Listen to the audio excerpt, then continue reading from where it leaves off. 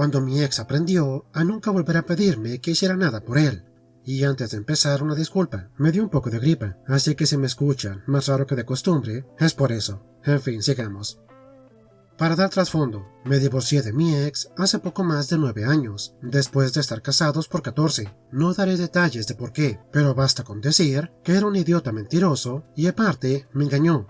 Al principio del matrimonio yo no era tan asertiva, hasta que me harté y empecé a contestarle de vuelta. Él odiaba eso, no le gustaba escuchar que le dijera no, ni hacer las cosas a mi modo. Ahora, avancemos un poco, hasta un mes después de oficialmente habernos divorciado. Él estaba en su nueva casa y yo en la mía con nuestros hijos.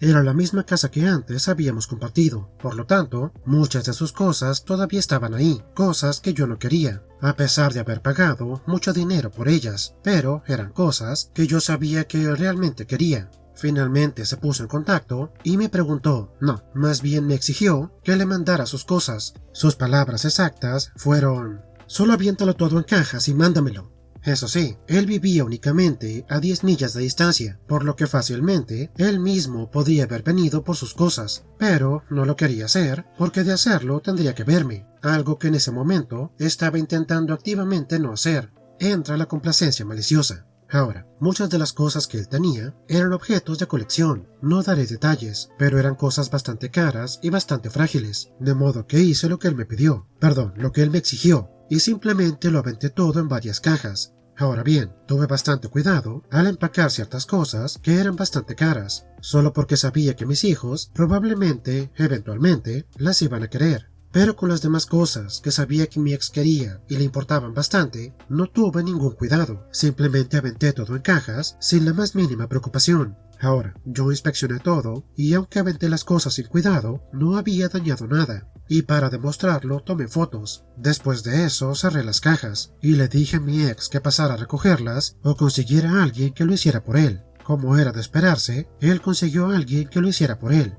Ahora bien, cuando esta persona vino por las cosas, yo no estaba en casa, pero mis hijos y mi hermana sí estaban. Ellos no sabían cómo estaba empacado todo, así que solo le dijeron al tipo dónde estaban las cajas. Me dijeron que la persona tomó las cajas y luego, literalmente, las aventó a la parte trasera de su camioneta sin ningún cuidado, y después se alejó a toda velocidad. Más tarde, esa noche, me llegó una llamada de mi ex llamándome canina por destruir todas sus cosas. Yo le dije que cuando cerré las cajas, todo estaba en perfecto estado y tenía pruebas. Después le dije que la próxima vez fuera un poco más amable al hacer sus peticiones, y también le recordé que fue él el que me exigió que aventara todo en cajas, pero en ningún momento me dijo que debía hacerlo con cuidado. Después colgué el teléfono y esa noche procedí a tomarme una copa de vino de celebración con la esperanza de que él estuviera admirando lo que quedaba de su colección. Jope, creo que tu ex todavía pensaba que podía mangonearte, pero, lamentablemente para él, cuando engañas a una persona, tienden a dejar de preocuparse por complacerte. Espero que por lo menos no se rompieran las cosas que tus hijos querían conservar. Y para acabar, mientras leía, no me sacaba este clip de la cabeza.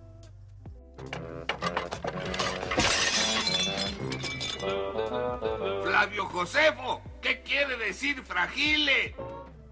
¿Quieres que siga acabando hasta que me digas que pare? Claro, papá. Esto pasó hace mucho, cuando la Tierra era joven y MTV todavía tenía videos musicales, en la época antigua conocida como 1997. Por aquel entonces, yo tenía 13 años y estaba pasando otro fin de semana ayudando a mi padre con el trabajo del jardín y proyectos de mejora para el hogar. Ahora, no me estoy quejando, aprendí bastante sobre cómo reparar casas, y fue mejor que buscarme un trabajo horrible para adolescente en algún comercio minorista. Aparte, mi padre me estuvo pagando por mi ayuda hasta que me fui a la universidad. Ahora bien, solamente porque no lo odiara, no significa que yo no fuera un pequeño idiota de 13 años. Ese día, estábamos colocando un enrejado en el jardín para que las plantas pudieran crecer en él. Era un trabajo simple, hundir 2 postes, cementarlos y poner la reja entre ellos.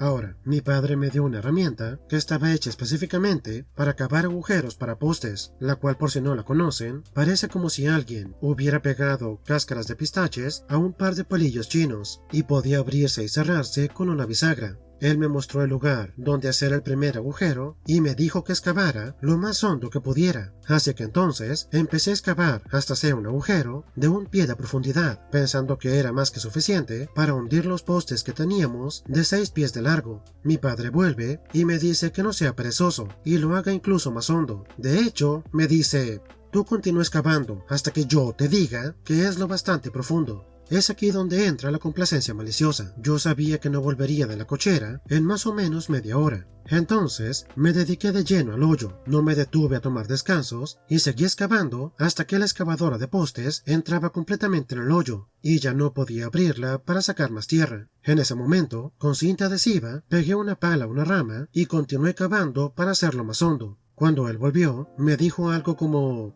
vamos a ver si esta vez lo hiciste bien. Y deja el poste de 6 pies de largo caer dentro del hoyo, donde rápidamente desaparece. En su cara, durante un momento hubo sorpresa, pero luego empezó a reírse. Pronto estaba inclinándose sin poder contener la risa. Hasta el día de hoy, nunca había visto a este hombre reírse tanto. Cuando terminó, me dijo: supongo que hiciste lo que te dije, pero ahora tenemos que buscar la manera de sacar el poste del agujero. Afortunadamente, estaba solo 1 pie por debajo de la superficie y pudimos sacarlo con bastante facilidad. Hasta el día de hoy, mi padre todavía cuenta esa historia como advertencia sobre dar instrucciones vagas. Hope al principio pensaba: qué forma más tonta y necesaria de hacerte a ti mismo trabajar más. Pero luego, tu padre hace el comentario de: a ver si esta vez lo hiciste bien. Y me di cuenta de que sí, lo que hiciste era muy necesario. Menos mal que supo verlo con humor. Me pones en la lista de contactos de la alarma, pero no me das ninguna pauta. Pues buena suerte. Yo trabajaba en una empresa de tamaño medio. En ese momento éramos unos 50 empleados, y da la casualidad que yo vivía cruzando la calle a 1/4 de milla de la oficina. Después de empezar a trabajar con ellos, me preguntaron si no me importaría estar en la lista de contactos de la alarma antirrobo, ya que todos los demás empleados, incluyendo la gerencia, vivían bastante lejos, pero yo, en cambio, estaba cruzando la calle. Me dijeron que cada vez que se activa la alarma antirrobo, una persona debe venir a la oficina para encontrarse con la policía. No me pregunten por qué, realmente no entiendo la política. Ahora, en ese momento, yo era un joven ingenuo recién graduado de la universidad y pensé que intentaría ser útil, así que les dije que podía hacerlo. Ahora, la política interna de la empresa decía que si tú, un empleado, activabas la alarma por accidente, debías llamar de inmediato a las personas en la compañía de alarmas, en un orden según una lista, para que sepan que es una falsa alarma y puedan decirle a la compañía de alarmas que la ignoren. Al principio funcionó bastante bien. 1 par de veces al año recibía llamadas por falsas alarmas, pero después siempre recibía una llamada de disculpa del empleado que la había activado, así que solo le decía a la compañía de alarmas que la ignorara. Pero luego la empresa comenzó a crecer y empezamos a tener más y más falsas alarmas, ya que había más empleados que se olvidaban que la alarma estaba ahí. Luego empezamos a tener empleados que directamente ignoraban la política y después de activar la alarma simplemente se iban sin avisarle a nadie. Después de darme cuenta de eso, empecé a decirle a la compañía de alarmas que las ignorara todas, incluso si nadie me llamaba, ya que habían empezado a cobrarnos multas por falsas alarmas, y aparte pensaba que era casi seguro que el 99% eran falsas alarmas. Pensé que era mejor no hacerle perder tiempo a la policía ni gastar el dinero de la empresa pagando multas por falsas alarmas. Mencioné esto durante una junta con el director de operaciones y otros miembros de la gerencia. Todos ellos se molestaron y después me insistieron en que no podemos simplemente ignorar las alarmas, porque de lo contrario, ¿qué pasaría si entrara alguien con la intención de robar y hubiera un empleado trabajando hasta tarde? Ese empleado estaría en riesgo. Entonces dije, ok, pero el personal debe ser capacitado, o por lo menos actualizado, porque no están siguiendo la política de avisarme cada vez que hay una falsa alarma, y si no hacemos algo, cada vez que eso pase, van a mandar a un montón de policías al edificio. El director de operaciones minimiza el problema e insiste en que la política está bien como está y de que no es necesario volver a capacitar al personal, así que entra la complacencia maliciosa. Cada vez que me llegaba una llamada de la compañía de alarmas y nadie me había llamado para avisarme que era una falsa alarma, yo seguí la política y les pedía que mandaran a la policía. Hubo 2 o 3 llamadas de falsas alarmas en las que apareció la policía, pero no encontró nada, por lo cual nos mandaban una multa. En la siguiente llamada, mandé a la policía como decía la política, y justo al llegar al edificio, vieron a un vehículo salir del parking e inmediatamente lo persiguieron. ¿Y quién era ese empleado? El presidente de la compañía. Aparte de ser perseguido, también lo multaron por conducir a exceso de velocidad. Al día siguiente, el director de operaciones intenta echarme a mí la culpa, como si de alguna manera el responsable fuera yo. Yo solamente le contesté: solo seguí la política que me diste. Al día siguiente, toda la empresa hizo un curso para actualizarse con el procedimiento de la alarma. Y en cuanto a mí, me quitaron de la lista de contactos de la alarma. Yo lo cuento como una victoria. Ope, cuando te dijeron que la política estaba bien como estaba, hubieras presentado los recibos de cualquier multa por falsas alarmas que yo hubieras pagado. Pero, como es típico para un gerente, hasta que no los afecta a ellos, nada es un problema. O en este caso, al presidente. Y eso que uno pensaría que él se sabría las políticas o el código de la alarma.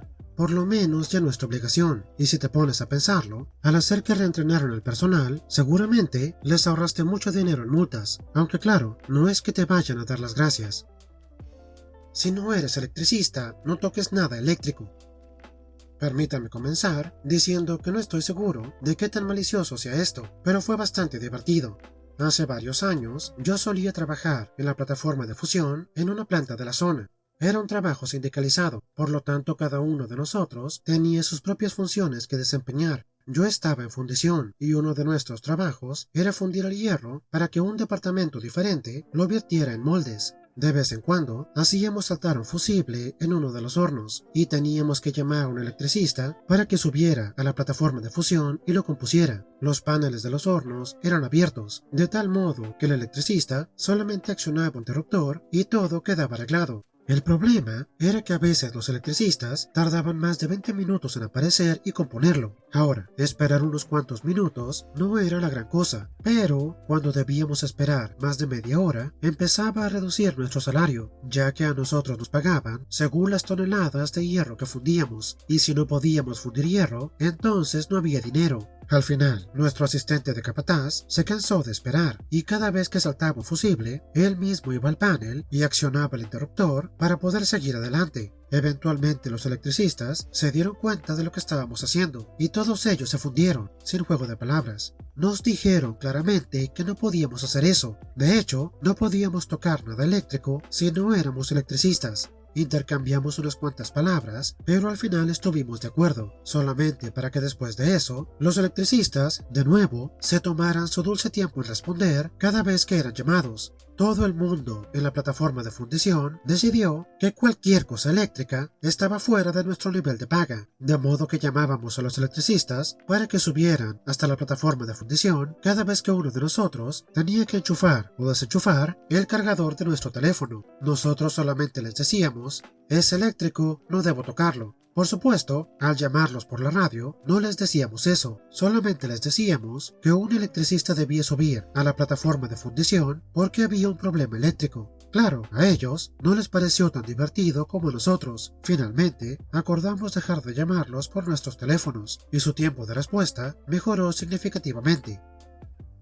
En defensa de los electricistas, la norma de si no eres electricista, no toques nada eléctrico es bastante entendible en un ambiente laboral. El problema aquí es que ellos parecen creer que su tiempo es más importante que el de ustedes, y espero que aprecien que no los estuvieran llamando para que encendieran y apagaran las luces. Una compañera del trabajo me dijo que únicamente aceptaría un mouse de la marca Apple oficial, así que saqué esto de la bodega y lo dejé en su escritorio. Ope, si a tu compañera le gusta lo retro, quizá incluso te dé las gracias. Claro, si es que puede hacerlo funcionar. Y creo que esto sería todo. Algo rápido para acabar el video. Una vez más, muchas disculpas por cómo sueno. Tengo mi té, tengo mi medicamento. Espero que me pase pronto. Hasta mañana.